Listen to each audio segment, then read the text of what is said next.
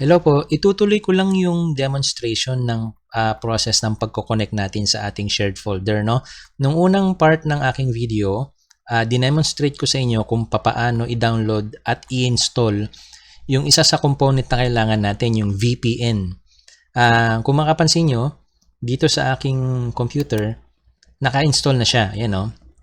Kulay green na siya, sabihin connected na ako, no? Pero kung mapapansin nyo, wala yung link, yung shared folder dito.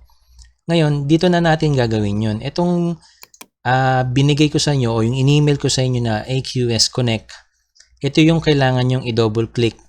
Pero bago nyo i-double click to, kailangan i-make sure nyo na nakakonect kayo sa VPN. Ano? O sige, gawin na natin ngayon. Double click to.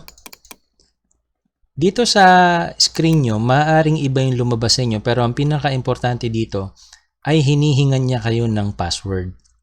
Yung password dito, ito yung in-email ko rin sa inyo na shared folder username and password. So may kani-kanya kayong ganito. So i-enter nyo lang yung password nyo. So sa akin,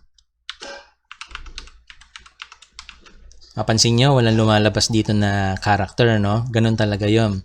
Basta i-type nyo lang yung password nyo at saka nyo i-press yung OK. Ayan. Pag tama ang password nyo, lalabas ito. Command completed successfully. Press any key to continue.